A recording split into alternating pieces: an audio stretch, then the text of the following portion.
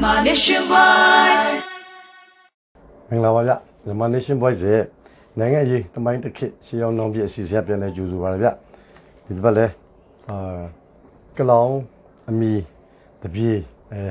ကိုမျိုးစော်ကြီးနဲ့ပဲဆက်ပြီးဆွေးနွေးမှာဗျပြောစရာလေးတွေရှိသေးတာအပတ်စဉ်မယူအောင်အဓိကတော့ကျွန်တော်တို့လူငယ်တွေအတွက်ပေါ့ဒီစီစဉ်လေ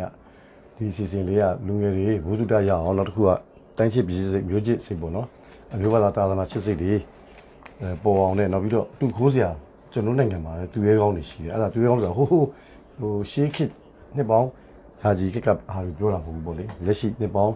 20 30အတွင်းမြန်မာနိုင်ငံမှာဖြစ်ပျက်ခဲ့တဲ့ထဲကနေပြီးတော့တာဝန်ယူသွားတဲ့ခေါင်းဆောင်တွေပေါ့နော်ခေါင်းဆောင်တွေလူဆွမ်းကောင်းတွေပေါ့ဟီးရိုးတွေပေါ့ဗျာသူရဲကောင်းတွေပေါ့သူတို့ဒီလွတ်ပုံကင်ပုံလေးအဲ့ဒါလေးတွေကိုအတူယူလို့ရအောင်တပည့်ခေတ်နောက်ပြီးတော့ဟောကောင်းတယ်ဒီသူများမကောင်းကြောင်းမဟုတ်ဘူးပေါ့လေကောင်းတဲ့လူတွေအကြောင်းပဲပြောမှာပါအဲ့ဒါလေးကတော့အဓိကပေါ့နောက်ပြီးတော့ကျွန်တော်တို့ဒီစီစဉ်လေးကတခုဟိုဒီလေဝမ်းသာစရာကောင်းတာကဟိုရှေ့တန်းမှာတိုက်ပွဲတွေဝင်နေကြတဲ့စစ်တီတွေရဲဘော်တွေအရာရှိတွေကိုယ်တိုင်ကလည်းဒါကြီးဒီဟာလေးကိုတကယ်ကိုစိတ်ခွန်အားတက်ကြွစေတဲ့စီစဉ်တစ်ခုဖြစ်နေသူတို့တွေတောင်မှကြည်ကြတယ်ဟိုအများတန်းပေါ့နော်ဟိုကြည်ကြတယ်အားပေးကြနောက်ငယ်သားတွေစစ်တီအစ်စ်ကလေးတွေကိုလည်းဒါလေးတွေနဲ့ပြပြီးဟိုနေပေါ့နော်စိတ်ခွန်အားပေးတယ်လို့လည်းကြားတဲ့အတွက်ဒါတော်လေးဝမ်းသာပါတယ်ဒါအကျိုးရှိတယ်ပေါ့နော်ဒီစီစဉ်လေးကနောက်ပြီးတော့အဓိကတက်မတော်သားလူငယ်လက်တစ်ကလေးတွေတက်လဲဒါဘာပဲပြောစိတ်သက်ပိုင်းဆိုင်ရာခွန်အားရလိမ့်မယ်လို့ထင်ပါတယ်ရတယ်လို့လည်းပြောတဲ့အတွက်ဒီဟာလေးကလည်းတော်တော်ဝမ်းသာစရာကောင်းပါတယ်ဒါဒီစီစဉ်လေးရဲ့အကျိုးရှိပုံလေးကြားတဲ့အတွက်လည်းဝမ်းသာပါတယ်ဟောဒီတစ်ခါပါလေးကိုပြောချင်လဲဆိုတော့ဟိုနိုင်ငံတကာဖိအားပေါ့နော်ဒါကတော့စစ်တပ်ကအာဏာယူထားတဲ့အချိန်မှာတော့ဘာပဲပြောဟိုအများစုကတော့ဟိုပြည်တွင်းကအင်အားစုတွေပဲဖြစ်စီပြည်ပအင်အားစုတွေတန်တမန်တွေရဖြစ်စီနိုင်ငံတကာပဲဖြစ်စီပေါ့နော်ဟိုရုပ်တရက်ကတော့ဒါဟိုပြည်သူရွေးချယ်ထားတဲ့အစိုးရမဟုတ်တဲ့အတွက်ပိတ်ဆို့မှုတွေထန်ခတ်မှုတွေဖိအားပေးမှုတွေအများကြီးလုပ်ကြပါလုံးတာရှိတယ်ပေါ့အဲ့တော့နဝတခေတ်ကလည်းအဲ့လိုအများကြီးတော့ရှောက်ခံရအောင်ခံရတယ်ဟုတ်တယ်တော့ဖိအားပေးပြီးတော့သူတို့ဖြစ်စေခြင်းတဲ့ပုံစံကိုအတင်းဖိအားနဲ့ဟိုတွတ်တွန်းတာလို့ဘာလို့လဲလောက်ကြတာတွေရှိတယ်ပေါ့လေမျိုးစုံပေါ့တချို့ကလည်းစေနာနဲ့အပြည့်နဲ့အိန္ဒိယချင်းနိုင်ငံတွေကတော့တိုင်းပြည်ကိုအေဂျင့်စီခြင်းနဲ့စေနာပါလာရရှိပါတယ်ဘာဖြစ်လို့ဆိုတော့ကိုယ်အိမ်နောက်ဘက်မှာပူနေလဲအိမ်ရှိရလို့စိတ်မချမ်းသာဘူးအဲ့ဒီသဘောမျိုးပေါ့အဲ့တော့အိန္ဒိယချင်းနိုင်ငံတွေကတော့မြန်ငိမ့်စမ်းစေခြင်းတယ်ဒါလည်းပါပါတယ်သူတို့ရဲ့အကျိုးစီးပွားအတွက်လည်းပါသလိုပေါ့လေဟိုမြန်ငိမ့်စမ်းစေခြင်းရရဖြစ်ရောလေသူတို့စိတ်ချမ်းသာစိတ်ချမ်းတူနားပူတာပေါ့နားတော့အနည်းဆုံးနားပူတာပေါ့လေအဲ့တော့အဓိကတော့ကိုချင်းစီလုံးညင်ညွတ်တော့ဒါလည်းနားပူစရာမရှိဘူးပေါ့အဲ့တော့မစီလုံးတဲ့အတွက်လည်းဒီလိုတွေဖြစ်လာကြတယ်ဖြစ်လာတဲ့ပုံမှာအာဆီယံဆိုလည်းပါပဲပြောဟို2021ဒီတက်မလို့အာဏာထိန်းခဲ့တဲ့ဘုံသဘောတူညီချက်5ချက်ဆိုတာနဲ့သူဟိုလုပ်တယ်ပေါ့လေဖိအားပေးတယ်ပဲပြောဒါမှမဟုတ်အပြည့်သဘောဆောင်တော့ချင်းကပ်မှုနဲ့ဟိုတွားတယ်ပဲပြောအဲ့ဒါကလည်းဟိုကောင်းတဲ့ချက်တွေလည်းပါပါတယ်ဥပမာဘုံသဘောတူညီချက်5ချက်မှာဆိုသူကအကြမ်းဖက်မှုတွေဟိုချက်ချင်းရက်ပေးဖို့ပေါ့နော်ဒါတွေလည်းပါတယ်ဆိုတော့အကြမ်းဖက်မှုဆိုတာဘယ်သူကိုပြောတာလဲတော့မသိဘူးပေါ့တစ်ပတ်စလုံးကိုပြောတာသက်ဆိုင်တဲ့ဘက်ကနေပြီးထင်းတင်းလုပ်ကြပါပဲဒါလေးကလည်းမကောင်းတော့ပါဘူးကောင်းပါလေထင်းတင်းလုပ်ဆိုတာတစ်ဖက်ကလည်းရပ်ပဲပြမတွေကိုအကြမ်းမဖက်နဲ့ပေါ့ဒီလိုပြောရရောက်မလို့ထင်တယ်အဲ့လိုပေါ့ပြီးတော့ဟိုလူသားချင်းစာနာတဲ့အကူအညီတွေလည်းဟိုပေးသွားစေခြင်းတယ်ပေါ့ဒါနဲ့ချက်ကဒါလည်းကောင်းတဲ့ချက်ပေါ့နော်ဒါလည်းပြီးတော့အခုဆိုစစ်တီဖြစ်နေစစ်ပေးရှောင်းတွေရှိတယ်ဘောဘေးရန်တွေကြောင့်ဒုက္ခရောက်တဲ့ကြားမှာဒီဟိုစစ်ပေးရှောင်းတွေအတွက်လည်းအများကြီးကလေးသူငယ်တွေအတွက်လည်းပညာရေးတွေထိခဲ့ကြတယ်လေပြီးတော့စာဝန်တွေအလုပ်ကိုင်တွေအကုန်ထိခဲ့ကြတဲ့အတွက်ဒါလည်းကုညီနိုင်ကောင်းတာပေါ့ပြီးတော့သက်ဆိုင်သူတွေကြားအပြည့်သောဆောင်တွေးဆုံဆွေးနွေးပြီးငြိမ်းချမ်းရေးဖြေရှာဖို့ဆိုဒါကတော့ dialogue ကိုပြောတာပေါ့ဒါကတော့သက်ဆိုင်သူတွေကြားဆိုတော့ဘယ်သူတွေပြောတာလဲဆိုတာကဒေါအောင်ဆန်းစုကြည်နဲ့ပြောတာလား EAO တွေလားဟိုဆိုတာ PDF လား NUG လားဒါကတော့အဲ့လိုကြီးတော့ဒဲကြီးပြောတာတော့မပါဘူးပေါ့လေသို့တော့ဒါကလည်းဟိုနိုင်ငံရေးနည်းနဲ့ဖြည့်ရှင်းတာတော့ဒါအကောင်းဆုံးပေါ့ဒါကတော့ဒီဘက်တက်မလို့ဆိုရဘက်ကလည်း NCA နဲ့တဆင့်နိုင်ငံရေးနည်းနဲ့ဖြည့်ရှင်းမှုဆိုပြီးလမ်းဖွင့်ထားတယ်လို့ဒီတက်မလို့ခေါင်းဆောင်တွေအများအားတော့ပြောနေတာပဲနိုင်ငံရေးနဲ့ဖြည့်ရှာမယ်ပြစ်ခတ်ရစေတစ်ဖက်တည်းလည်းပြစ်ခတ်ရစေရတယ်ခုစခန်းကိုလာချတော့မှတိုက်တော့မှပြန်တိုက်တယ်ဆိုတဲ့ဟာတော့တွေ့ရတယ်ပေါ့အဲ့တော့လည်းစခန်းတော်များကြပါလိမ့်အစ်စ်တောင်ပြန်ဖွဲ့လိုက်သေးတယ်နိုင်ငံရေးဆွေးနွေးမှုကော်မတီအစ်စ်ပြန်ဖွဲ့လိုက်တယ်ဟိုပြောချင်တာတစ်ဖက်တည်းလည်းပြစ်ခတ်ရစေပြီးထားတယ်လေဟိုရန်သူကြီးမကြခင်မှာကိုယ့်ဘက်ကကြီးမထွက်စေနဲ့ဆိုတဲ့ဟာကြောင့်လည်းဘာပဲပြောဟိုဒါဟိုစစ်ထောင်ကျတိုင်းစစ်ထောင်ကျကြီးနှစ်ခုတော့ကြာသွားပြီလေတော့ထပ်ပါတော့ဟိုနိုင်ငံနည်းနဲ့ဖြေရှာသင့်တယ်ဆိုရင်သူတို့အကြံပြုချက်တဲ့ဟိုဘုံသဘောတူညီချက်မှာလည်းဒါလေးတွေကောင်းတဲ့ဟာပါပဲပြီးတော့ အာဆီယံမြန်မာနိုင်ငံဆိုင်အထူးကိုယ်စားလှယ်ကနေပြီးတော့မြန်မာနိုင်ငံသွားပြီးတော့တက်ဆိုင်နေပဲပေါင်းတွေးဆုံအဲ့တော့ဒါတွေကတော့ထားပါတော့၅ချက်လုံးမှာဟို၃ချက်လောက်ကတော့ဘယ်မှာသွာ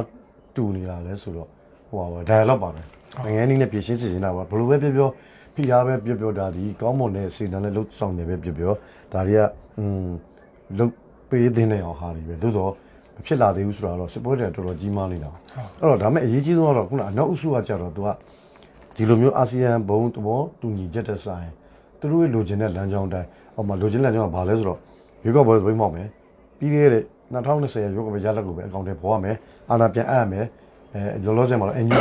ဟောဒေါန်ဆန်းကြီးလွှတ်ရမယ်ဆိုတဲ့ line ကိုပဲတင်ကြတယ်များတယ်အဲ့ဒါမျိုးကလည်း90ကျော်နဝတလက်ထက်မှာဒေါန်ဆန်းစုကြည်နဲ့နိုင်ငံရေးကျင်းသားအားလုံးလွှတ်ပေးရေးဆိုတဲ့ခေါင်းစဉ်ကြီးနဲ့ပဲအများရန်အနောက်အစုပေါ့နော်အမေရိကန်ဥဆောင်တော့အနောက်အစုကဖိအားပေးလာတာရှိပါတယ်အဲ့တော့ခုလည်းဖိအားတွေကဒီတိုင်းမှာပဲဒီပုံစံပဲသွား sanction တွေလည်းလုပ်တယ်ပိတ်ဆို့မှုတွေလည်းလုပ်တယ်ဟိုပြီးတော့မှခုနပြောတဲ့ဖိအားပေးမှုတန်တမန်ဖိအားပေးမှုတွေလုပ်တယ်အဲ့ဒီပုံမှာမဟုတ်ဘူးလေဒီနဝတခေါင်းဆောင်တွေကတင်းဝတ်နဲ့ပေါ့နော်တင်းဝတ်နဲ့ဆိုမဲ့ဟိုတန်တမန်ရေးမှာတော့ဥဆောင်တာတော့ဘယူခင်ညွန့်လို့ထင်တယ်လေအတင်းကိုတက်ပေါ့သူ့ရဲ့တန်တမန်ဟိုနီးပရိရဲ့ကျွေဝါစွာနဲ့ဒီဒေတာတွင်အာဆီယံတို့ဘာလို့ PR တွေကိုကြော်ဖြတ်ခဲ့တဲ့ဟာတွေတော်တော်လေးကြားမှုခဲ့တယ်ဟုတ်ကဲ့အဲ့ဒါလေးကိုဒီဘက်ကလူငယ်တွေဘူးတူတရအောင်အဲ့ဒီဟာလေးပြောပြအောင် PR တွေကိုဘာခေါ်မလဲနော်တန်တမန်စန်စန်ညံတက်ပေါ့နော်ညံကောင်းပေါ့ဟိုဒီကဟိုဒါတော်တယ်လို့ပြောရမယ်လေအဲ့ဖြစ်ရှင်းနေတာရှိတယ်ဦးနောက်ကောင်းပေါ့အဲ့ဒါလေးတွေဘူးတူတရအောင်ပြောပြပြအောင်ဗျာဖြစ်ပြက်ကလေးတွေဟိုတရားအခုပြောမယ့်အကြောင်းအရာဒါအာဆီယံမှာအာဆီယံဒေသတွင်းနိုင်ငံတွေကြားထဲမှာမြန်မာနိုင်ငံနဲ့ပတ်သက်ပြီးတော့ဖြစ်သွားတဲ့ဟာလေးတစ်ခုပေါ့အဲ့ဒါမပြောခင်မှာကျွန်တော်တို့ဒီမြန်မာ nation voice ကပြည်သက်တွေတော်တော်များများကတော့ပြီးခဲ့တဲ့အပတ်တော့ရွာရေးလူရောက်နေကြလိမ့်မယ်အဲ့ဘောဟိုဝါတလက်လေးဝါတလက်သူကနေ့စဉ်ရက်ဆက်ဆိုတော့နေ့တိုင်းလဲကြည့်ရတယ်ကွာရွာလေးလူရောက်နေကြပဲလို့ထင်ပါတယ်ပြီးကျွန်တော်လည်းအဲ့မှာဟိုပြန်ပြီးတော့ comment တွေပြန်ကြားရတယ်လေ comment တွေပြန်ကြားတယ်နောက်ပြီးအောက်ကရေးတဲ့ comment ကြည့်တော့လေကျွန်တော်တို့ဟို page နဲ့ message ကိုဟိုကောင်းလေးရတယ်လို့ထင်တယ်ကျွန်တော်တို့ဒါ motivation page နဲ့သဘောလေးတွေအားလုံးကတော်တော်များကြတယ်ပြီးနောက်ပြီးဒါအောက်ကနေပြီးတော့တခါတချို့ comment တွေကျွန်တော်ဖတ်ရတယ်ဟိုသူတို့ပြောပြစေချင်တဲ့တိုက်ပွဲအကြောင်းလေးရှိသေးတယ်အဲ့ဒီဟာလေးတွေကိုလည်းကျွန်တော်စူးစမ်းပြီးတော့တင်ဆက်ပေးပါမယ်စူးစမ်းပြီးတော့ကျွန်တော်တို့ဟိုပြောနိုင်အောင်လို့စူးစမ်းပါမယ်ဆိုတော့ဒီနေ့ကဒါပထမပြောချင်ပါတယ်ဗျာအဲ့တော့အခုဒီတစ်ပတ်ကတော့ဒါဟိုတိုက်ပွဲတွေကြားတဲ့နည်းခဏရုံထွက်လာအောင်လေတို့ဆိုရင် dialogue ပဲသွားမယ် dialogue ပဲသွားမယ်အဲ့တော့ဒီဟာလေးကဒါကျွန်တော်တို့အရင်နိုင်ငံတော်ဟို agent စာရင်းနဲ့ဖွံ့ဖြိုးရေးကောင်စီလက်ထက်ပေါ့နော်အဲ့ဒါဗိုလ်ကြီးခင်ညိုအကြောင်းပါပဲသူတို့လည်းဥဆောင်နေလေဆိုသူတို့အကြောင်းတွေကြားတယ်မထွက်နိုင်ဘူးပေါ့အဲ့တော့ဒီအာဆီယံနဲ့ပတ်သက်လို့ခုနကပြောတဲ့အာဆီယံကလည်းကျွန်တော်တို့ဒီလောတဲ့ pressure လို့သဘောပဲဖြစ်ဘာပဲစေနာကောဖြစ်ဘာဖြစ်တော့ဖိအားတော့ပေးတယ်ဒီအချက်၅ချက်တွေပဲနဲ့ဖိအားပေးတယ်အဲ့တော့အာဆီယံရဲ့သမိုင်းကြောင်းလေးကိုပြန်ကောက်ကြည့်မယ်ဆိုရင်အာဆီယံကကျွန်တော်1998ခုနှစ်ဇွန်လ23ရက်နေ့မှာကျွန်တော်မြန်မာနိုင်ငံကအာဆီယံအဖွဲ့ဝင်ဖြစ်တာ1999မှာဇွန်လ23ရက်နေ့မှာစဖြစ်တယ်အဲ့ဒီဖြစ်တာလေသူကအဲ့တုန်းကတော့ဟိုကျွန်တော်တို့တိုင်းပြည်မှာအုပ်ချုပ်နေတာတော့ဗိုလ်ချုပ်ကြီးတန်းရွှေပေါ့နော်နိုင်ငံတော်ဝန်ကြီးချုပ်နိုင်ငံတော်အေဂျင့်တိုင်းဖွံ့ဖြိုးကောင်စီဥက္ကဋ္ဌအုပ်ချုပ်နေတာအဲ့ချိန်တော့ဒီအာဆီယံခေါင်းဆောင်တွေမှာကျတော့သူကထိုင်းမှာကျတော့မစ္စတာဘန်ဟန်ဆိုတာသူကထိုင်းဝန်ကြီးချုပ်မစ္စတာဘန်ဟန်အင်ဒိုနီးရှားမှာဆိုတော့တမန်ကြီးဆူဟာတိုဖိလစ်ပိုင်မှာဆိုလို့ရှိရင်ဒါဗိုလ်ချုပ်ကြီးဖီဒယ်ရာမို့စ်နောက်ပြီးတော့ဒါကဘရူနိုင်းမှာဆိုဟက်ဆာနာဘူကီယာဘီနော်ဘီယင်ပေါ့နောက်မလေးရှားဝန်ကြီးဒေါက်တာမာတီယာဒါအားလုံးအာဆီယံကနာမည်ကြီးတွေပါထိပ်သီးတွေစင်ကူဝန်ကြီးတို့ကိုချုပ်တောင်သူတို့တွေအားလုံးကတကယ်ကိုတိုက်တွန်းနဲ့လူလာလာနဲ့ကိုမြန်မာနိုင်ငံကိုအာဆီယံနဲ့ကိုသူကပါစီချင်းတယ်သူတို့ကလည်းတွန်းတိုက်တွန်းလုပ်တယ်အာဆီယံနဲ့ဝင်အာဆီယံဝင်လုပ်တယ်အဲ့တော့ဒီကျွန်တော်နိုင်ငံကနေပြီးတော့အာဆီယံဝင်ခွင့်အဆိုပြုလာတင်တဲ့အချိန်မှာဘယ်နိုင်ငံမှမကန့်ကွက်ဘဲနဲ့အမြန်ဆုံးဒါအာဆီယံအဖွဲ့ဝင်ဖြစ်သွားတော့ဒီ1999ဖြစ်သွားတဲ့အခါမှာခုနဟိုအခုပြောတဲ့ဟာလေးပြန်စဉ်းစားမိတ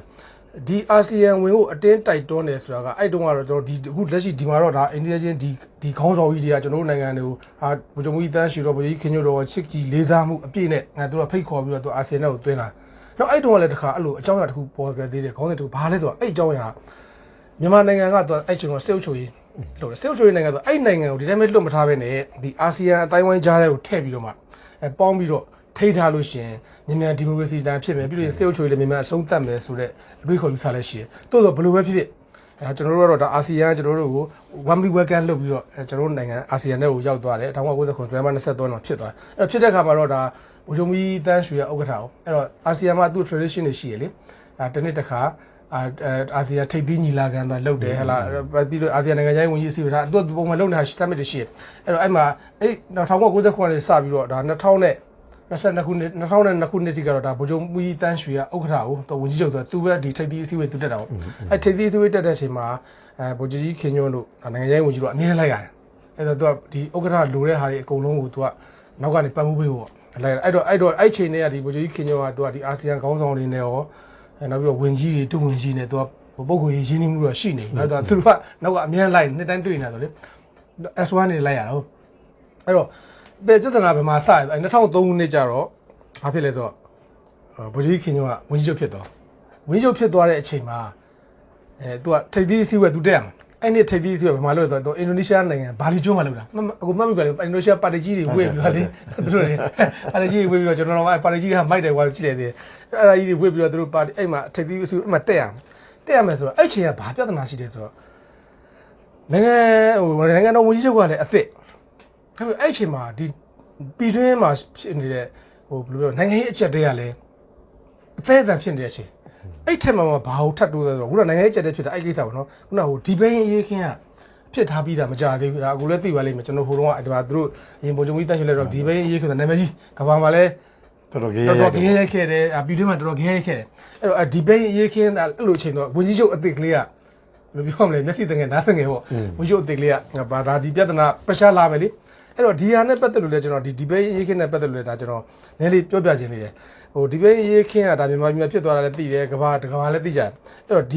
ီဘိန်းတကယ်အဖြစ်ပြက်မှန်ကိုတော့ကျွန်တော်မပြောလို့ဘူးတိုးတော့အဖြစ်ပြက်မှန်ဆိုတာလေတကယ်အမှန်လားဒီဂျားထဲမှာပါတော့ဒီဗိုလ်ချုပ်ကြီးခင်ညွန့်ရေးတဲ့ဒါကြုံတွေ့ခဲ့ရကျွန်တော်ဘဝအထွေထွေသွားလေမဝန်းသားဥခင်ညွန့်ဒီစာအုပ်ရဲ့စာမျက်နှာ198မှာပါတယ်အဲ့ဒီဘိန်းရေးခင်းနဲ့ကျွန်တော်ဆိုညာလိုက်ဦးမယ်ဒီဘိန်းရေးခင်းနဲ့ကျွန်တော်ဆိုပြီးပါတယ်အဲ့အကြောင်းအဲ့မှာသူကနည်းနည်းတိုးလေးရေးထားတာသူ2မျက်နှာလောက်ပဲရေးထားတာဘာမှမရေးထားဘူးဒီဘဲကြီးနဲ့ပတ်သက်လို့အဲ့တော့အဲ့ချိန်တုန်းကသူကတိုင်းမှာဒေါ်စန်းစုကြည်တို့ကသူကအဲ့လိုကားတိုင်းကြီးတွေနဲ့စိုက်ကယ်ကြီးတွေနဲ့လှည့်ပြီးတော့သူကဟိုမဲဆွယ်တရားခေါ်တာရှိလေအဲ့တော့လူရိုးရိုးနဲ့တတိုင်းနဲ့တွားကြတာပေါ့အဲ့တော့အဲ့ချိန်မှာတီဇက်လက်ရှိတီဇက်အစိုးရကလည်းသူကစိုးရိမ်နေဆိုတာအဲ့လိုလူစုံအောင်ကြောင်းဖြစ်သွားတို့ပြီးလို့တခုပြဿနာတက်မှာတို့ဒါတွေစိုးရိမ်တာပေါ့ဆိုတဲ့ခါကျတော့အဲ့မှာဒေါ်စန်းစုကြည်ကမန်လေးကနေပြီးတော့အဲ့ရင်တိုင်းနဲ့ထွက်တယ်မုံရွာကိုရောက်သွားတဲ့အချိန်မှာဒီစေယုံမှာဥက္ကဋ္ဌကြီးကနေပြီးသူထိပ်ပိုင်းကောင်းဆောင်9ယောက်ခေါ်လိုက်တယ်ဗိုလ်ကြီးခင်ညွန့်တို့ပါတာပေါ့လာသူခေါ်လိုက်ခါမှာ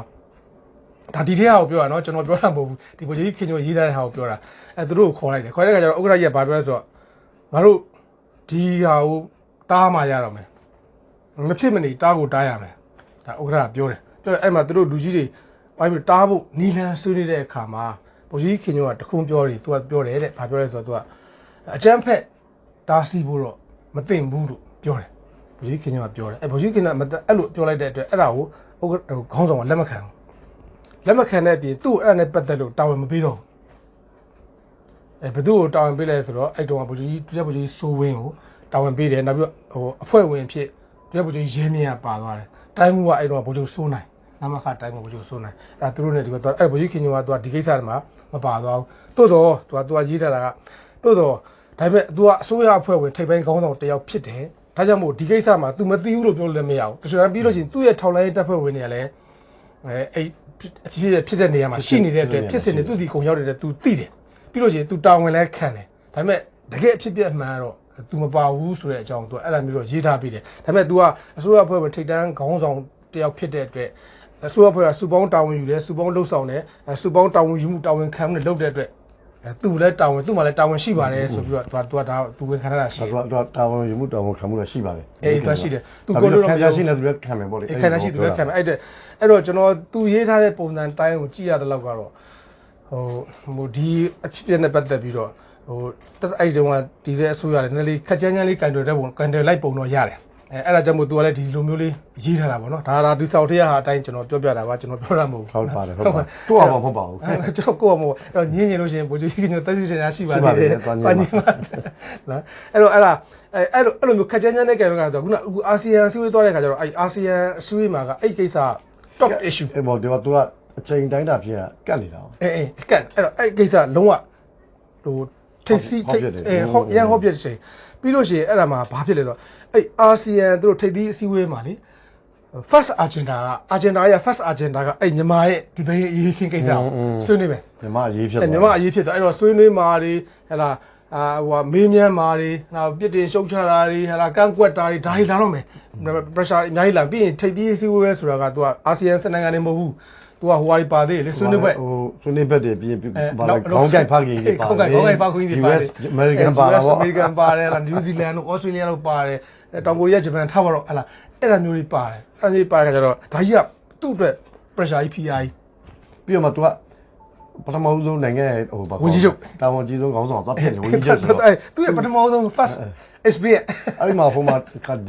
disqualify ဖြစ်တော့ ဟိုမှာ disqualify ဖြစ်တော့မယ် pressure နဲ့သူ့ခေါင်းပေါ်လာတော့ သူ့ကိုလည်းကိုချင်းစားပါတယ်သူလည်းဘယ်လောက်ခေါင်းကြီးနေမှမသိဘူး ဒီကမေးစရာရှိတာလို့ပြောစရာရှိတာလို့ကောစရာရှိတာစူစရာရှိတာလို့သူ့ကိုစူတော့မယ် ဒါပေါ့ဟို score တာစူတာတဲ့ဟိုသူကတန်တမန်ကြီးတွေကသူကသူ့ကိုပြစ်တင်ရှုတ်ချတာတို့ဒါမျိုးတစ်ခုတော့လာမှာပေါ့နော်ဟိုဒါသူ result တစ်ခုတော့ထွက်လာမှာကျန်ညာချက်တစ်ခုတော့ထွက်လာမှာပေါ့အဲ့တော့ကိုသူ့ကဘယ်လောက်ထိသူ့ရဲ့လိမ္မာပန်းနှံ့မှုနဲ့သူလှုပ်သွားတယ်ဆိုတော့အဲ့ဒါကျွန်တော်ပြောပြချင်တာအဲ့သူအဲ့လိုကျွန်တော်ကဒီဘဲကိစ္စပြောပြဆိုအဲ့ဒါမျိုးလေဒီအရေးခေတ်ကဒီကိစ္စကြီးဘယ်လောက်အရေးကြီးတယ်ကဘာမှာဘယ်လောက်ထိ issue ဖြစ်နေတယ်ဆိုတော့ကျွန်တော်ပြောချင်တာပြောပြီးတဲ့ခါကျတော့အခုဒီမှာ तू ကသွားကန်ဒီမှာသူအစီအစဉ်လာရဟိုနိုင်ငံခြားရေးဝန်ကြီးက तू အရင်သွားတက်ရတယ်အာဆီယံထိပ်သီးနိုင်ငံခြားရေးဝန်ကြီးတွေပဲတိကျအရင်စလုပ်တယ်ပြီးမှခေါင်းဆောင်ကလိုက်ရတယ်ဝန်ကြီးချုပ်ကလိုက်ရတယ်အဲ့နိုင်ငံခြားအဲ့တော့နိုင်ငံခြားရေးဝန်ကြီးကဦးဝင်းအောင်ကသွားပြီကြိုပြီးတော့သွားပြီသူအာဆီယံနိုင်ငံခြားရေးဝန်ကြီးအစည်းအဝေးကြိုတက်နေဒီမှာကြံခဲ့တာကဒုတိယနိုင်ငံခြားရေးဝန်ကြီးကဥက္ကမောင်ဝင်းအဲ့တော့ဒုတိယနိုင်ငံခြားရေးဝန်ကြီးဥက္ကမောင်ဝင်းအဲ့တော့ तू ကဒီမှာမသွားခင်2ရက်လောက်ကြာမှာ तू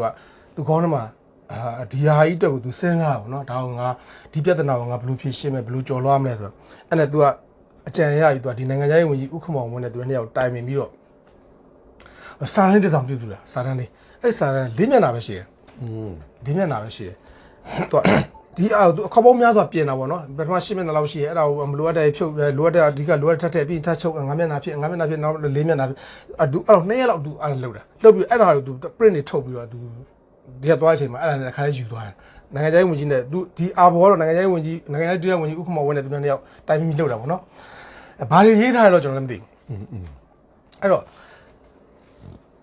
့သူအာဆီယံဟိုတွားရောက်တဲ့ခါမှာအာဆီယံထိပ်သီးအစည်းအဝေးသူ့ရဲ့အစင်လာရအာဆီယံထိပ်သီးအစည်းအဝေးမနက်ဖြန်စမယ်ဆိုလို့ရှိရင်ဒီလိုညနေမျိုးမှာဒီအာဆီယံထိပ်သီးအာဆီယံစင်နိုင်ငံခေါင်းဆောင်ကညအလို့သဘောညစာပွဲလုပ်တယ်အလို့သဘောညစာစာပွဲလုပ်အလို့သဘောညစာလို့အဲ့ညတော့အဲ့လိုပေါ့ဟိုအစားတောက်တွေပါညနေအကုန်လုံးဟိုရင်းနှီးပေါ့ခင်းမင်းအဲ့လိုမျိုးနေကြတော့အဲ့သူဘေးနားမှာရှိတယ်အဲ့တော့ထိုင်းဝင်ကြီးကတက်ဆင်တက်ဆင်ကိုသူကအကူကြီးတောင်းတယ်ကျွန်တော်ဒီဟာလေးအဲ့ဒါလေးတစ်ခုကျွန်တော်ဒီမှာပါလာတယ်အဲ့ဒီကျွန်တော်ဒါလေးကိုအာဆီယံစနိုင်ငံခေါင်းဆောင်တွေပဲတခြားဘယ်သူမှမပါဘဲနဲ့စနိုင်ငံခေါင်းဆောင်တွေယူပဲကျွန်တော်ဒါလေးကိုတင်ပြခြင်းတယ်အဲ့တော့ခင်ဗျားလည်းကူညီပေးပါဆိုတော့တက်စင်ကဟုတ်ပြီရတယ်ကူညီပေးမယ်ဆိုတော့သူကအားလုံးကိုကြီးညာလိုက်တယ်ကဲအခုစာရင်တော်ရင်လည်းကြီးညာမယ်ဒီစီစဉ်ပြီးလို့ရှိရင်တို့ private ခန်းထဲမှာဒီအာဆီယံတို့ခေါင်းဆောင်ကြီးပဲတို့တွေ့ဖို့ရှိတယ် ဘာလဲမပါပေါ့နောက်စုမပါ မဟုတ်အဲ့ညစာစားမှလည်းမပါဘူး မပါဘူးဒီ နောက်နေ့နောက် ဆိုင်နိုင်ငံမှာ မနေ့ကျမှအဲ့တော့အဲ့ဒီမှာခေါင်းဆောင်တွေညစာစားပြီးလို့ရှိရင် तू ကတက်စီကြီးညာလိုက်တယ်ကြီးလိုက်တော့အားလုံးဒီမှာဒါပြီးလို့ရှိရင်တော့ဗိုလ်ချုပ်ကြီးခင်ညောကတို့ဟိုတင်ပြပြရှိတယ်အဲ့တော့အဲ့ဒါအားလုံးဒါဘယ်သူမှတို့ကြီးပဲခေါင်းဆောင်ကြီးပဲတို့10ယောက်တို့10ယောက်ထားတယ်တွေ့ကြမယ်ဒီထဲမှာ private ကျမှတွေ့ကြမယ်အားလုံးကလည်းအဝေးရတယ်ပေါ့တွေ့ပါပေါ့အဲ့ဒါစားတော့ညစားပြီးတော့9နိုင်ကျွန်တော်ပြီးသွားတော့ပြီးသွားရင်အဲ့ချိန်မှာဒီခန်းမှာရောက်ပြီအဲ့ချိန်မှာဗိုလ်ကြီးခင်ညောက तू ကဒီသူမြန်မာပြည်ကနေပြီးတော့ကြိုတင်ပြုစုလာတဲ့စာရွက်လေးတွေသူကဝေတယ်သူကသူကိုယ်တိုင်လဲ၄မျက်နှာ၄မျက်နှာပြီးရင်သူကိုယ်တိုင်လဲအဲ့ဒီဟာကိုသူက presentation လုပ်တာဒါဘာကြောင့်ပဲဟိုဘာကြောင့်ဘာသူလောက်ထားတဲ့အကြောင်းအရာတွေပြောပြတော့အဓိကဒီဘင်းကိစ္စပေါ့ရှင်းရအောင်ရှင်းတယ်ပေါ့လေအဲ့လိုဖြစ်သွားတာပေါ့နော်နောက်ကျွန်တော်ထင်တာကလေဟုတ်လားအာဂျင်တာလည်းအဲ့ဒါကြီးဖြစ်နေတာအာဂျင်တာ first အာဂျင်တာအဲ့ဒါဖြစ်နေတာကျွန်တော်ထင်တာကတော့ဒါဗိုလ်ချုပ်ကြီးခင်ကျော်ကတော့သူ့ဆောက်ထဲမှာသူဘာအကြောင်းအရာရေးထားလို့မပါဘူးဟိုနိုင်ငံခြားမှာလည်းအဲ့တုန်းကသတင်းထုတ်ပြန်လဲဘာအကြောင်းအရာလို့မပေါ်ဗိုလ်ချုပ်ကြီးခင်ကျော်တင်ပြတာဘာအကြောင်းအရာလို့မပေါ်ဒါပေမဲ့ကျွန်တော်ထင်တာလေအဲ့တုန်းကတော့ဒီဟိုအနောက်နိုင်ငံတွေကနေပြီးတော့ဒီဘဲကိစ္စနဲ့ပတ်သက်ပြီးတော့မြန်မာနိုင်ငံကိုသူကခွဲထုတ်ခြင်းတယ်ဆက်ထုတ်ခြင်းတယ်အဲ့တော့ဗိုလ်ချုပ်ခင်ကျော်ကသူအာဆီယံကသူက10နိုင်ငံတပေါင်းစီးတဲ့ဖြစ်ခြင်းနဲ့ရည်ရွယ်ချက်ရှိတယ်သူကသိတဲ့ခါကျသူကဒီကျွန်တော်စိတ်ထင်ပေါ့နော်ကျွန်တော်လာဆိုကျွန်တော်ဒီမြန်မာနိုင်ငံမှာဖြစ်တဲ့ဒီဘဲကိစ္စလေးတစ်ခုကြောင့်ဟလာ အခုလည်းပြီးသွားပြီအဲ့ကိစ္စတစ်ခုကြောင့်အာဆီယံသွေးကွဲမခံသေးခြင်းနဲ့ဆိုတဲ့သဘောမျိုးများ ကျဲမငိမ့်မှာမဖြစ်ရအောင် မဖြစ်ရတော့အဲ့ပြီးအာဆီယံကြီးကိုသွေးဟိုအကြောင်းထင်မဲ့ကိစ္စမျိုးမဖြစ်အဲ့လိုမျိုးများပြောသလားတော့မသိပါဘူးကျွန်တော်လည်းသိချင်မသိပါဘူးနိုင်ငံအတွက်လည်း PR လွတ် ဒါ PR လွတ်ပဲ အာဆီယံဟိုအကွဲပြဲလည်းမဖြစ်အောင်ပေါ့ခုနကပြောပယောဂတွေဘောမလားအောင်ညဘက်မှာစင်နိုင်ငံကောင်းဆောင်မရှိပြစင်နိုင်ငံအဲ့တော့လည်းခုနပြောတဲ့ဟာဆိုအဲ့ခက်ကဆယ်လီတွေလေဟုတ်တယ်ဆယ်လီတွေအကုန်ဆယ်လီတွေအင်မတန်တော်တဲ့ထူးချွန်တဲ့ပုံကိုယ်တွေပဲပြောပြမယ်ကျွန်တော်အဲ့တော့ပါတဲ့လူပြောပြမယ်ဒီမှာပါတယ်အဲ့လိုမျိုးပေါ့နော်အဲ့လိုထင်တာပြီးလို့ရှိရင်လည်းဗိုလ်ကြီးခင်ကျွန်းရဲ့သဘောတရားအရသူကနည်းနည်းလေးတော့ချင်းချုပ်တာလေးလည်းပါနိုင်တယ်ပါတော့သူစစ်ကောင်းဆောင်ဖြစ်နေတာနည်းနည်းလေးတော့နည်းနည်းလေးဟိုထွက်မယ်လို့ဘာလို့ဒါမျိုးလေးလည်းနည်းနည်းလေးတော့ဟို hash လေးတော့ရိတ်ရောင်လေးတော့ရိတ်မွတ်လေးတော့နော်အဲ့ဒါမျိုးလေးတွေလည်းသူပါကောင်းပါနိုင်တယ်ဟိုသူကိုရီတီးလောက်ပြောတာဗိုလ်ချုပ်မူကြီးတန်းရွှေတို့ဗိုလ်ချုပ်ဒုတိယဗိုလ်ချုပ်ဦးမောင်အေးတို့နောက်ပြီးဟို S1 တို့ S2 တို့ဒီစစ်ကောင်းဆောင်၄ဦးကအများတန်းဒီအနောက်အစုဖိအားတွေနဲ့ပတ်သက်ရင်ပြက်သားဘာမှထန်တုံ့ပြန်မှာရှိတယ်ဟိုဗိုလ်ချုပ်ခင်ညွန့်တုံ့ပြန်တာတော့တန်ဒီပလိုမစီဆန်ကောင်းဆန်မယ်သို့တော်လူရင်းကတော့ဗိုလ်ချုပ်မူကြီးတန်းရွှေညွန့်ကြားလိုက်တိုင်းပဲမာထန်နဲ့ပြက်ဒါကနေတော့လုံးဝမလျှော့ဘူးဆိုတဲ့ဟာမျိုးမှာတော့ဒါစစ်ကောင်းဆောင်တွေဆိုတော့အဲ့လိုတော့ရှိပါတယ်ဒါအဲ့တော့လည်းသူတို့တွေကတကယ်ပြောရတော့ဗမာနိုင်ငံအဲ့တော့နာအဝတာနာအဖစစ်ကောင်းဆောင်တွေကိုအမှန်တိုင်းပြောရတော့နည်းနည်းတော့ရှိန်ပါတယ်ဒီပဲရင်ကိစ္စတစ်ခုတည်းတော့ရှင်းတယ်လို့ကျွန်တော်မထင်ဘူးဘာလို့ဒီပဲရင်ကိစ္စလေးတစ်ခုလို့ရှိရင်ပြီးလို့ရင်အခုသူတို့ဒီ reaction ကိုပြန်ကြည့်လိုက်အဲ့မှာ तू ကအဲ့လိုပြောလဲပြောယူသွားတော့ပြောပြီးချင်းပဲဒေါက်တာမဟာသီယာမလေးရှားဝန်ကြီးချုပ်ကဒေါက်တာသီယာမဟာသီယာကဟာကြိုက်တယ်ဗိုလ်ချုပ်ခင်ညွတ်ရှင်းပြတာအရင်သဘောကျတယ်ကျုပ်လက်ခံတယ်အဲ့တော့ကျန်တဲ့လူတွေမိဟာမေးရရှိတယ်အခုဘွင်းဗိုလ်ချုပ်ခင်ညွတ်မေးဗိုလ်ချုပ်ခင်ညွတ်မေး तू ကစပြီးတော့ तू ကထပြီးတော့ तू ကအရင်စပြောတာအဲ့တော့တက်စင်ဘာပြောရစီတက်စင်ဘာမေးရမရှိဘူးကိုကျော်တော်စကဝန်ကြီးချုပ်ဘာပြောရစီလဲမရှိဘူးအဲ့တော့ဖိလစ်ပိုင်ကမှာ Miss Ayo ဟို Mr. ဝန်ကြီးချုပ် Miss Ayo အဲ့ Ayo ကလည်းဘာမှမရှိဘူးအင်ဒိုနီးရှားအင်ဒိုနီးရှားသမရမေဂါဝရီစူကာနိုပူရှူတာမျိုးသမီးပဲမျိုးသမီးတွေသူတို့ကလည်းဘာမှပြောစရာမရှိဘူးဘာမှပြောစရာမရှိမေးစရာမရှိတော့ဟုတ်ပြီကဲအဲ့ဒါဆိုတော့ဟုတ်ပြီအဲ့တော့ဒီမှာဒီကိစ္စဒီမှာလည်းအဆုံးသတ်တယ်မနက်ဖြန်အာဂျင်တီနာနံပါတ်1အာဂျင်တီနာယူဖြုတ်လိုက်တော့မြန်မာနိုင်ငံအကြောင်းဆက်ပြီးဆွေးနွေးကြမရှိတော့ဘူးဆိုပြီးတော့လောက်မိုက်တယ်ပြောလိုက်တော့အဲ့မှာလေ तू ကလည်းအားလုံးလက်တွေဆက်လို့ဆက်ပြီးတော့ तू ပျော်ပြီးတော့အဲ့ဒီ तू ဟိုတယ်ပြန်ပြီးအိတ်တော့နော်နောက်နေ့မနေ့ကျတော့ဘယ်လိုဖြစ်သွားတော့အဲ့ချိန်မှာ तू အဲ့အစည်းအဝေးလုပ်တဲ့ချိန်မှာအနောက်အုပ်စုသတင်းတောက်တွေရောသတင်းဟို journalist တွေရောတို့အနောက်အုပ်စုကတက်တဲ့ကိုယ်စားလှယ်တွေပါအကုန်လုံးကမြန်မာနိုင်ငံကိုအဲ့ကိစ္စနဲ့ပတ်သက်ပြီးတော့ဖဲ့ပါတည်ထားတာအားလုံးဝိုင်းတွဲပါဝိုင်းတယ်အဲ့မှာကြေချာချက်တွေထုတ်ဘာတွေထုတ်ညာတွေထုတ်ပြီးလို့ချင်းဟိုအမျိုးတွေပေးတော့မှာဖိအားတွေလည်းလာတော့မှာဒါပေမဲ့နောက်နေ့မနေ့တကယ်တမ်းစီးလေးလို့ပေါ့အဲ့စီးကြီးကမပါတော့ဘူးဆိုတော့ဟာဆိုတော့အကုန်လုံ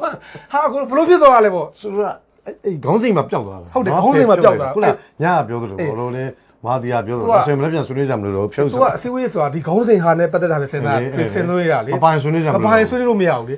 တခြားကိစ္စအမှအာဆီယံ after ကုန်စည်ကိစ္စပြောနေတယ်ပေါ့မြန်မာနိုင်ငံကဒီဘက်ကိစ္စထပ်ပြောလို့မရဘူးဒါနိုင်ငံတကာရဲ့အာဂျင်တီနာထဲမှာပါတဲ့ဟာပဲပြောရတာအဲ့တော့ဟိုကုန်လည်းထားပြောလို့မရတော့ဘူးနောက်ပြီးအဲ့တော့အမေရိကန်လည်းဝင်ပြောလို့မရနောက်ပြီးအဲ့တော့အဲ့2003ခုနှစ်တုန်းကဒါအာဆီယံအစည်းအဝေးပြန်လာပြီသတင်းစာထဲမှာအဲ့ကိစ္စကိုအကျယ်တဝင်းရေးတာကျွန်တော်ဖတ်ဘူးတယ်အကျယ်တဝင်းရေးတာဒါမျိုးဗိုလ်ချုပ်ခင်ညိုဒါမျိုးလုပ်လိုက်တာတော့ပြောတာမဟုတ်ဘူးအဲ့ပေါ့တန်တမန်ရေးနီးရရခင်ညိုရဲ့စာထဲမှာရေးထားတဲ့အကြောင်းအရာလည်းမပါဘူးသို့သောတန်တမန်လေးနဲ့တန်တမန်လေးနဲ့ရဒီဟာကြီးကိုဒီအာဂျင်တီနာနေဖြုတ်လိုက်နိုင်တယ်ဆိုတဲ့ဟာကိုတော့ပါတယ်အဲ့တော့ကျွန်တော်မှတ်မိတယ်ဒါလည်းအခုဒါဗိုလ်ချုပ်ခင်ညို तू ရေးတာ तू ဒါမျိုးလုပ်လိုက်ခဲ့တယ်ဆိုတာကိုဒါအခုမှသိရတာကျွန်တော်လည်းအခုမှသိရဒါအခုဒါမြန်မာ Nation Voice ပရိသတ်ကြီးသိအောင်လို့ဒါဗိုလ်ကြီးခင်ညိုရဲ့လှုပ်လိုက်တဲ့အတွက်အဲ့ဒါကျွန်တော်တို့ဒီ2003ခုနှစ်အင်ဒိုနီးရှားနိုင်ငံဘာလီကျွန်းအာဆီယံထိပ်သီးအစည်းအဝေးမှာမြန်မာနိုင်ငံပေါ်ပြောတဲ့ pressure တွေကိုရှောင်လွှဲလိုက်နိုင်တယ်လိမ္မာပန်းနဲ့ဆိုတာနဲ့ပေါ့နော်လိမ္မာပန်းနဲ့ဆိုတာနဲ့ဘယ်သူမှမသိရပဲနဲ့ညဘက်တိတ်တခုလေးချိတ်တွေးလိုက်ရပြီးတော့လှုပ်လိုက်တာနော်မဆိုးဘူးပြောဒါအောင်မြင်သွားတယ်လေအောင်မြင်သွားဒါရဲ့သူ့ရဲ့နီးပရိယေတွေပေါ့နော်သူ့ရဲ့ဖြတ်တွန်းညံကောင်းမှုသူ့ရဲ့ဟိုလူစားခေါ်စွမ်းဆောင်ရည်ပေါ့နော်ဒါဘာပဲပြောနိုင်ငံအတွက်တော်တော်ကြီးကိုသူတို့ဟိုဟာ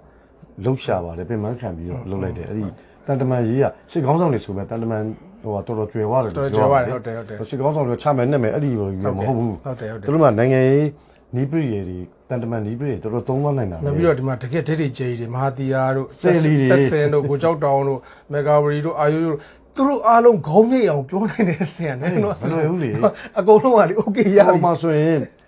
နိုင်ငံရဲ့ဟိုကောပဲအမျိုးသမီးခေါင်းဆောင်2ယောက်ပါဟုတ်တယ်2ယောက်ပါတယ်ဖိလစ်ပိုင်နဲ့အင်ဒိုနီးရှားနဲ့သူတို့ဖေတွေဆိုတဲ့ရာဇဝင်ရှိတဲ့လူတွေပေါ့လေထားပါတော့သူတို့ပါဒီမှာလည်းဖြစ်သွားတဲ့ဒီဘင်းကိစ္စဒီမှာဗိုလ်ချုပ်အောင်ဆန်းဆိုတဲ့ဟိုတမိုင်းလေးကလူပုဂ္ဂိုလ်တယောက်ရဲ့သမီးဟုတ်တယ်သမီးရဲ့ ဟုတ်တယ်ဟုတ်တယ် ပြဿနာပေါ့လေ သူတို့ဖေလို့နဲ့ခစ်ပြိုင် ခစ်ပြိုင်နေပါအမျိုးသမီး2ယောက်ပါနေတဲ့အချိန်မှာတော့မှအမျိုးသမီး2ယောက်ခေါင်းဆောင်2ယောက်ကိုပါကြောတက်လိုက်နိုင်တယ်ဆိုတာကြာဘိုးကြီးခင်ဗျနဲတဲ့အရေးချင်းမဟုတ် သိကျင်တာလေ तू ဘာတွေပြောလဲကျွန်တော်သိကျင် အဲ့ဒါတော့ပဟေလိပဲ ဒါပေမဲ့ तू လည်းမပြောတာဘူး ဒါတော့နေ90ကျော်မှနိုင်ငံတော်တူဝက်ချက်ဖော်လို့ရမယ်ထင်တယ်အမေရိကန်မှာလို့ တော့ကနေဒီလှုပ်ရှင်ခဲ့ပေါ့ဒါလည်းဒါတော့ဟိုသူလည်းဘိုးကြီးခင်ဗျကိုယ်လည်းမပြောထားဘူးဆိုတော့ကိုယ်လည်းမတတ်နိုင်ဘူးမသိဘူးပေါ့သို့တော့အဲ့ဒီကာယကရှင်အဲ့ဒီခုနပြောတဲ့နိုင်ငံခေါင်းဆောင်ဟို10ယောက်မှာကြိုက်ကျန်တဲ့9ယောက်ကတော့သိကြမှာပဲလေအဲ့တော့အဲ့ဟိုပရိသတ်တွေသိကြတယ်ဆိုရင်ဘိုးကြီးခင်ဗျအပါဝင်ခုနပြောတဲ့ကိုကြောက်ထောင်လို့ခုနပြောတဲ့စင်လို့စီမှာသွားမေးနိုင်ပါတယ်လို့ကိုရအဲ့ဒါပြောရမှာပေါ့နော်ဒါပဲရှိပါတယ်ဒါပေမဲ့ဘာလို့ပဲပြောဒါလေးစားတူယူစရာကောင်းတဲ့အတွက်ဒီ season လေးမှာဒီຢာလေးကိုမျိုးစော်ကြီးတင်ပြတာအင်မတန်ဟိုဂုဏ်ပြုကောင်းပါတယ်နိုင်ငံအတွက်လည်းဒီလိုပုံကိုယ်ကြီးတစ်ချိန်ကရှိကြတယ်ပေါ့နော်ဒါလူငယ်တွေအတူယူစရာကောင်းတဲ့အတွက်မြန်မာ Nation Boys ရဲ့နိုင်ငံရေးသမိုင်းတစ်ခေတ်ရှေးအောင်နှောင်းပြအစီအစဉ်ကနေဒါလည်းဂုဏ်ပြုကြိုဆိုရင်းနဲ့ဒီတစ်ပတ်နားအောင်မယ်ဗျာMyanmar Nation Boys